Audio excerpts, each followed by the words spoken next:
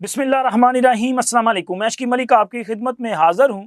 Cipher case میں اعظم خان کا نام آتے ہی آپ کے ذہن میں آیا ہوگا کہ وعدہ معاف گواہ، اور اسی طرح 9 مئی کے مقدمات کا ذکر ہو اور ساتھ ہی اگر کوئی نام لے دے واسق قیوم عباسی یا صداقت عباسی تو ڈیفینیٹلی تب بھی ذہن میں آئے گا کہ یہ بھی وعدہ معاف گواہ بنے تھے۔ لیکن کتنا مزہ آئے کہ جب آپ کو یہ پتا چلے کہ عمران خان خود وعدہ معاف گواہ بننے کو تیار ہے یا وعدہ معاف گواہ بن چکے ہیں۔ ذرا اس کو امیجن کریں۔ آگے چل کے یہ ڈیٹیل میں نے آپ کے ساتھ شیئر کرنی ہے، اور اس کے ساتھ ساتھ خبر یہ بھی ہے کہ وزیر اعظم، آرمی چیف اور عمران خان ان میں اتفاق ہو گیا، بلکہ یہ سیم پیج پہ، یہ زیادہ بہتر رہے گا کہ یہ تینوں شخصیات سیم پیج پہ، تو پھر ذہن میں کس طرح کے خیالات آتے ہیں کہ یار اس کا مطلب یہ ہے کہ پاکستان میں یہ جو اس وقت ایک ہیجانی کیفیت ہے یہ اپنے انجام کو پہنچ چکی۔ میرا خیال ہے کہ ہیجانی کیفیت کے ساتھ ساتھ بہت سارے لوگ بھی اپنے منطقی انجام کو پہنچنے جا رہے ہیں۔ اس سے پہلے کہ یہ تمام میں تفصیلات آپ کے ساتھ شیئر کروں، میرا خیال ہے کہ پہلے ذرا پنجاب کے معاملے پہ بات کر لیں، کیونکہ سنی اتحاد کونسل والوں نے لاہور ہائی کورٹ میں ایک درخواست دائر کی ہے، اسی طرح کی جو کہ پشاور ہائی کورٹ میں دائر کی ہے کہ جی ہماری جو اسپیشل سیٹس ہیں جو کہ دوسری پولیٹیکل پارٹیز کو الاٹ کر دی گئی ہیں، تو لہٰذا ان پر حلف برداری جو ہے وہ روک دی جائے تاکہ یہ جو نئی خواتین آئی ہیں یہ حلف نہ اٹھا سکیں۔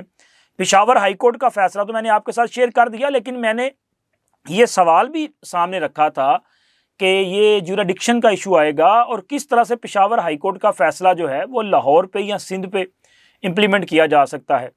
تو ایک طرف یہ درخواست دائر کر دی گئی ہے صاحبزادہ حامد رضا صاحب کی طرف سے، اور اس میں کہا گیا ہے کہ جی یہ جو ہماری سیٹس ہیں وہ دیگر پولیٹیکل پارٹیز کو الاٹ کی گئی ہیں، یہ غیر قانونی اقدام ہے۔ الیکشن کمیشن نے اپنے اختیارات سے تجاوز بھی کیا ہے، انہوں نے آئین اور قانون کو ری رائٹ کیا ہے، تو لہٰذا یہ سیٹس جو ہیں یہ ہمیں الاٹ کی جائیں اور فوری طور پہ حلف روک دیا جائے۔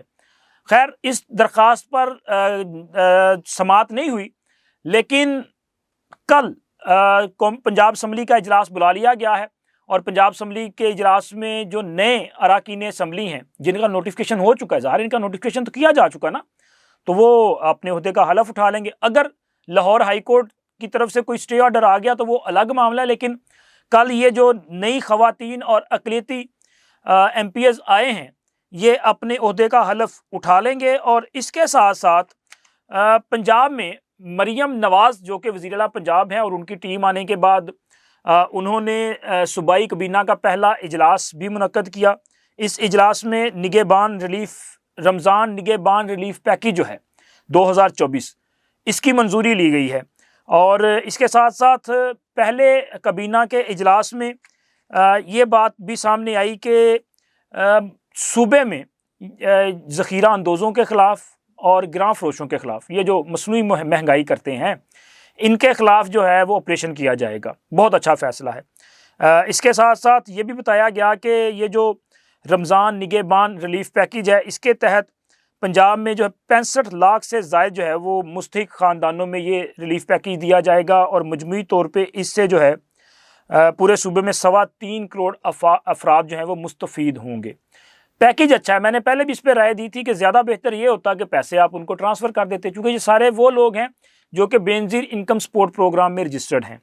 لیکن وزیر اعلیٰ پنجاب کی طرف سے صوبے میں ایک نیا جو ہے وہ سروے کروانے کا فیصلہ کیا گیا ہے۔ ہوپ فلی کہ یہ سروے عید کے بعد سٹارٹ ہوگا، چونکہ رمضان شریف میں بہت کم وقت تھا اور اتنے دنوں میں نیا سروے نہیں کروایا جا سکتا تھا، تو لہٰذا انہوں نے یہ فیصلہ کیا کہ بے نظیر انکم سپورٹ پروگرام کے ڈیٹا کے مطابق جو غریب اور مستحق افراد ہیں ان میں یہ پیکیج جو ہے وہ تقسیم کر دیا جائے۔ اسی طرح یہ بھی سروے سٹارٹ کیا گیا ہے انڈیویجولی ڈیجیٹل جو ڈیٹا ہے اس کے ذریعے، کہ جو مستحق ہے ان کے لیے ایک ہیلپ لائن جاری کی جا رہی ہے، اگر وہ رابطہ کرتے ہیں تو باقاعدہ ایک چیکنگ کرنے کے بعد ان تک بھی یہ جو ریلیف پیکیج ہے پہنچا دیا جائے گا۔ اور اس کے علاوہ رمضان یہ جو سستے بازار لگائے جاتے تھے ان پر بھی غور کیا گیا ہے کہ کیوں نہ انہیں بھی شہروں میں لگا دیا جائے، تو ہو سکتا ہے کہ اس حوالے سے بھی فیصلہ ہو جائے۔ ابھی تک مریم نواز جو ڈیسیجنز کر رہی ہیں اور جس سمت میں وہ آگے بڑھ رہی ہیں، لگ تو یہی رہا ہے کہ وہ پنجاب میں جو ہے وہ بہتر انداز میں ڈلیور کریں گی، لیکن بار بار میں یاد دہانی کروانے کے لیے کہ محترمہ آپ ذرا نا توجہ رکھیے گا، کیونکہ یہ جو رمضان پیکج آپ ڈسٹریبیوٹ کر رہی ہیں، ہم نے ماضی میں دیکھا ہے کہ سستے آٹے میں بڑا گبن ہوا تھا. ہم نے ماضی میں دیکھا ہے کہ یہ جو رمضان ریلیف بازار لگتے تھے ان میں ریلیف کے نام پہ جو ہے وہ ڈاکہ زنی کی جاتی تھی. تو ذرا اس پہ غور کیجئے گا. اور میرا یہ خیال ہے کہ یہ جو سسٹم ہے نا، یہ اپنا اسپیسیفک کر کے جی فلاں ایریا میں یہ رمضان ریلیف بازار ہوگا، وہاں پہ وہ پوری برانڈنگ ہوگی، پوسٹرز لگیں گے، آپ لوگوں کے گھروں میں راشن بھجوائیں، آپ لوگوں کو پیسے دیں. کوئی ایسا سسٹم کریں کہ مہنگائی رک جائے. یہ جو مصنوعی ذخیرہ اندوزی ہے اور قلت ہے، اور اس کے بعد جو قیمتوں میں اضافہ کیا جاتا ہے، یہ جو منافع خور مافیا کا پیٹ بھرنے کا نام نہیں لے رہا، ذرا اس کو کنٹرول کریں کہ مارکیٹ میں آپ جو اشیاء ضروریہ ہے، اشیاء خرد و نوش ہیں، ان کی قیمتوں کو کنٹرول کیا جائے. اگر وہ لوگوں کی قوت خرید میں آ جائیں تو اس سے بڑا ریلیف لوگوں کے لیے کچھ نہیں ہوگا. اور پھر اس سے یہ بھی فائدہ ہوگا کہ لوگ جو ہے نا وہ اپنا عزت نفس وہ بھی مجروح نہیں ہوگی. مطلب بڑا عجیب نہیں لگتا ہوگا کہ جب بندہ ایک لائن میں لگا ہو اور وہ وہاں سے جو ہے وہ اس امید پہ کہ یہاں پہ سے اس کو کوئی ریلیف ملنا ہے، یا وہ بندہ یہ جو سستے رمضان بازار ہیں وہاں پہ جائے اور پتہ چلے کہ جی یہ جو شاپ ہے یہ سرکاری شاپ ہے اور یہاں پہ آپ کو چینی، آٹا اور آلو وغیرہ کی جو ریٹس ہیں وہ مارکیٹ سے لو پرائس میں ملیں گے، تو لوگ اس کے لیے پھر لمبی لائنیں لگا کے کھڑے ہو جاتے ہیں. اور ساتھ ہی پتہ چلتا ہے کہ یہ جو دوسری شاپ ہے اس پہ ریٹ کچھ اور ہے. اگر پورے بازار میں ایک ریٹ کر دیا جائے تو کتنا زبردست کام ہوگا. لہٰذا یہ گزارش ہے آپ سے کہ اس پہ غور ضرور کیجئے گا. لوگ بڑی امید لگا کے بیٹھے ہیں کہ مریم نواز جو ہیں وہ پنجاب کے لیے ایک انقلابی اقدام کریں گی اور پنجاب کے عوام کو صحیح معنوں میں ریلیف دیں گی. چونکہ یہ عوام جو ہیں ان کو بزدار کی شکل میں جو کچھ برداشت کرنا پڑا ہے نا، اس کے بعد تو یہ ڈیزرو کرتے ہیں. یہ سارے کے سارے اللہ دی قسم بڑے مظلوم تے مسکین لوگ جے. آپ ان کا خیال کریں، ان کے وہ جو زخم ہیں ان پہ مرہم رکھیں، ان کے دکھوں کا مداوع کریں. جو ظلم پنجاب کے ساتھ کر دیا گیا ہے نا، اس کے بعد یہ ڈیزرو کرتا ہے پنجاب کہ اس کے لیے آپ دن رات ایک کر دیں اور لوگوں کو ریلیف دیں، لیکن ریلیف عزت نفس کا خیال رکھتے ہوئے دیا جائے. اور اس کے ساتھ ساتھ ایک اور خبر بڑی اہم ہے. وہ خبر یہ ہے کہ تحریک انصاف کے ایک رہنما نے مریم نواز سے معافی بھی مانگی ہے.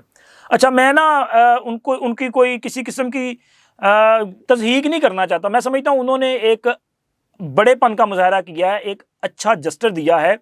یہ ہیں تحریک انصاف لاہور کے صدر تھے جناب جمیل اصغر بھٹی صاحب.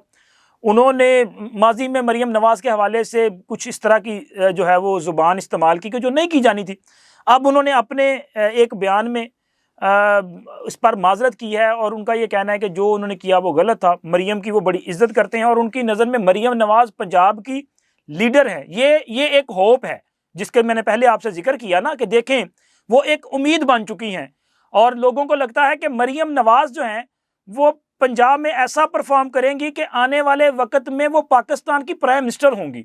لیکن پرائم منسٹر تو تب بنے گی نا جب پنجاب میں پرفارم ہوگا، تو لہٰذا پنجاب پہ فوکس ہونا ضروری ہے. اور اس کے ساتھ ساتھ ایک خبر یہ بھی ہے کہ جی لاہور کی انسداد دہشت گردی کی عدالت نے تحریک انصاف کے کوئی 6 لوگوں کو جو ہے وہ اشتہاری قرار دیا ہے. ان میں جناب میاں اسلم اقبال صاحب ہیں، حماد رضا صاحب ہیں، اور اس کے ساتھ ساتھ اور لوگ ہیں محمد قاسم، ملک حیدر، سمر اور عدنان اشرف وغیرہ.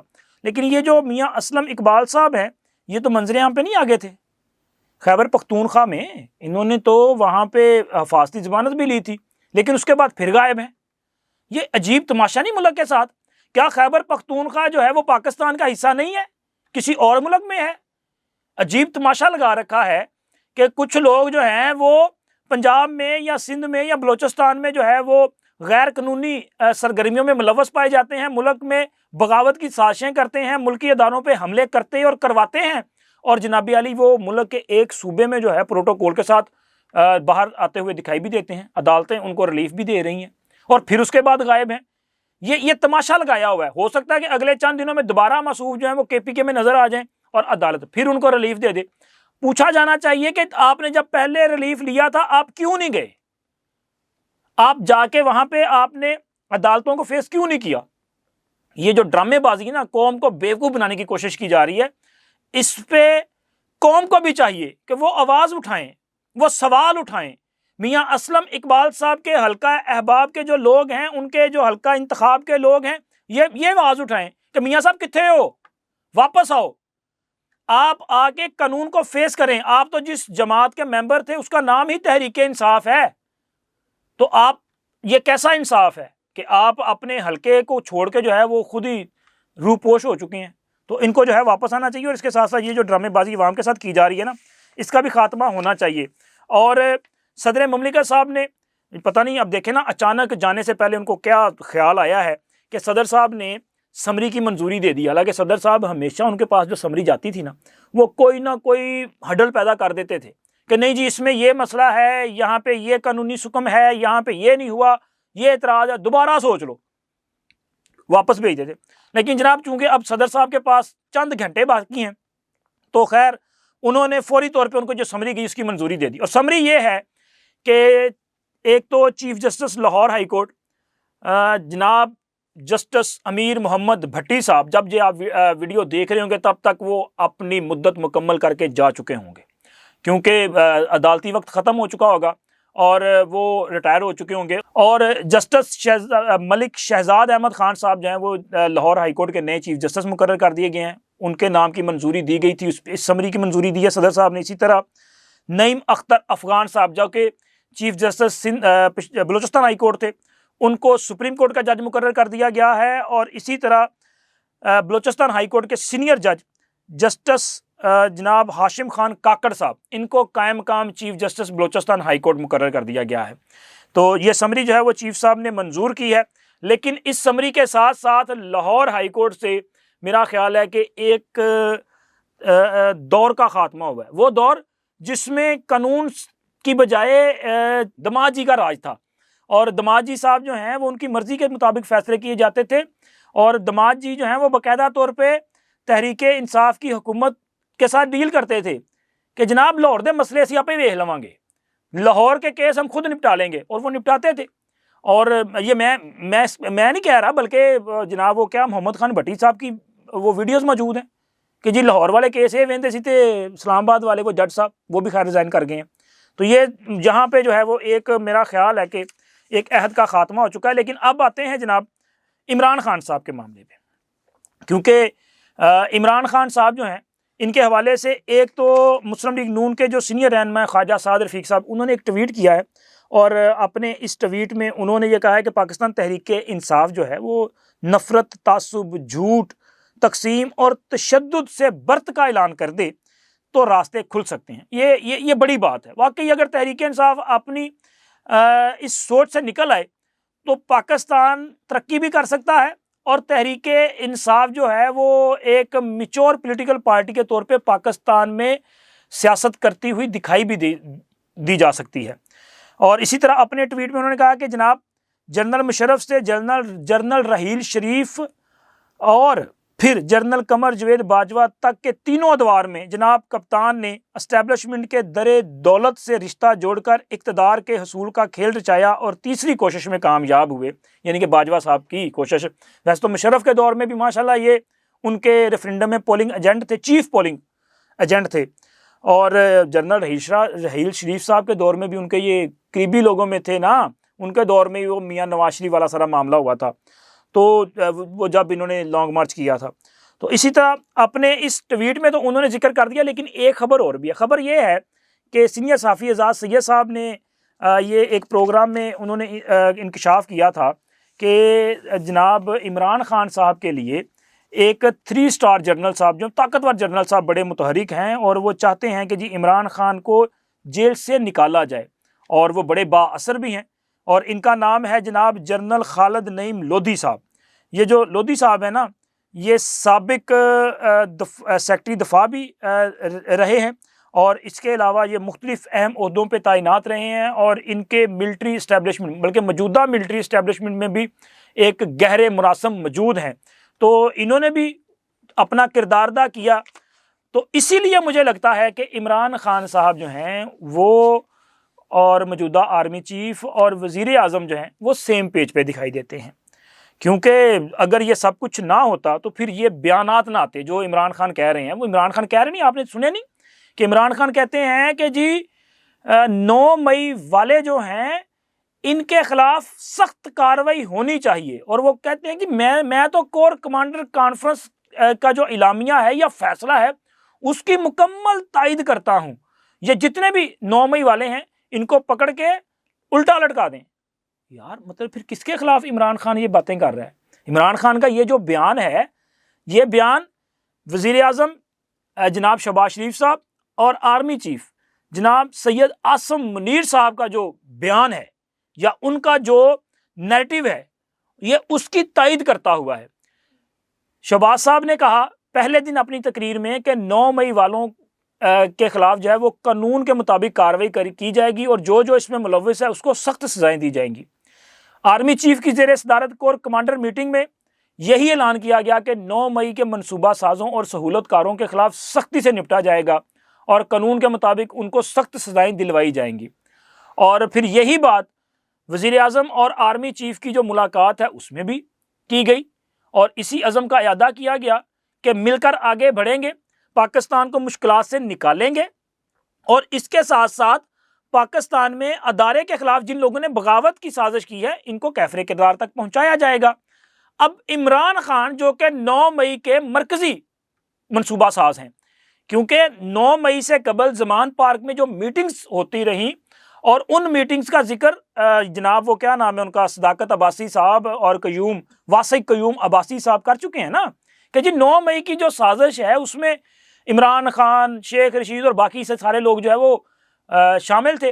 اور عمران خان کی گرفتاری سے قبل مارچ میں جو کچھ ہوا زمان پارک میں، وہ 2 بار یہاں پہ جس طرح کی لڑائی جھگڑے اور پٹرول بم پھینکے گئے اداروں پہ، وہ بتا رہے ہیں کہ یہ باقاعدہ طور پہ پلان تھا، اور اس وقت لوگ کہتے تھے کہ اگر عمران خان کو گرفتار کیا گیا تو ہم جو ہے وہ کور کمانڈر ہاؤس کا گھراؤ کریں گے، ہم GHQ کا گھراؤ کریں گے، تو وہی کچھ انہوں نے کیا۔ تو اس کا مطلب یہ ہے کہ عمران خان تو اس میں ملوث ہے، لیکن اب عمران خان یہ کہہ رہے ہیں کہ جی میں ان لوگوں کے خلاف جن کو آپ نے گرفتار کیا ہے 9 مئی میں، ان کے خلاف وعدہ معاف گواہ بننے کے لیے تیار ہوں، میری جان چھوڑ دیں۔ سیدھی سی بات تو یہی ہے نا۔ اب کن کے خلاف وعدہ معاف گواہ بنیں گے؟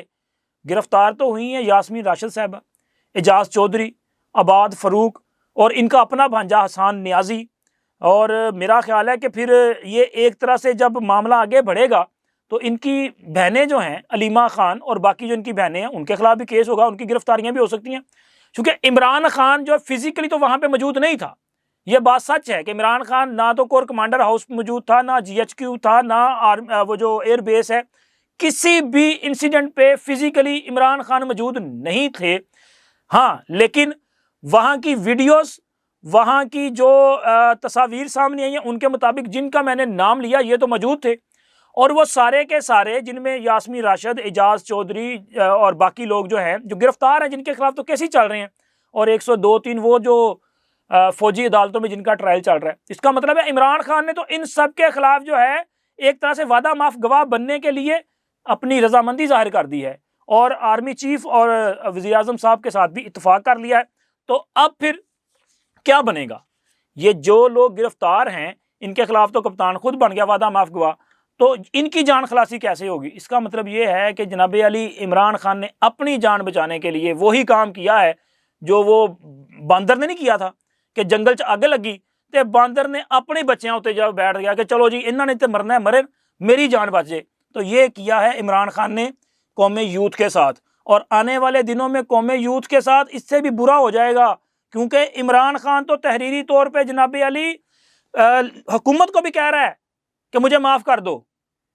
اگر آپ لوگوں کو سمجھ نہیں آ رہی تو یہ جو بار بار قراردادیں آ رہی ہیں نا قومی اسمبلی میں، سینٹ میں، مختلف اسمبلیوں میں، یہ اسی لیے ہے کیونکہ عمران خان عدالتوں کو فیس نہیں کرنا چاہ رہے، عمران خان معافی چاہ رہے ہیں۔ تو اور معافی کون دے گا؟ معافی ایگزیکٹو دے گی. ایگزیکٹو کون ہے؟ وہ حکومت ہے. تو لہٰذا عمران خان جو ہے وہ ذرا تھوڑا سا وہ ہاتھ گھما کے کان کو پکڑ رہے ہیں، معافی ہی مانگ رہے ہیں اور یوتھیوں کو پھنسا رہے ہیں. ان کو شاید سمجھ نہیں آ رہی. خیر چلو، آنے والے دنوں میں آپ کو انشاءاللہ اس کی سمجھ آ جائے گی. اب تک اتنا ہی. اللہ حافظ.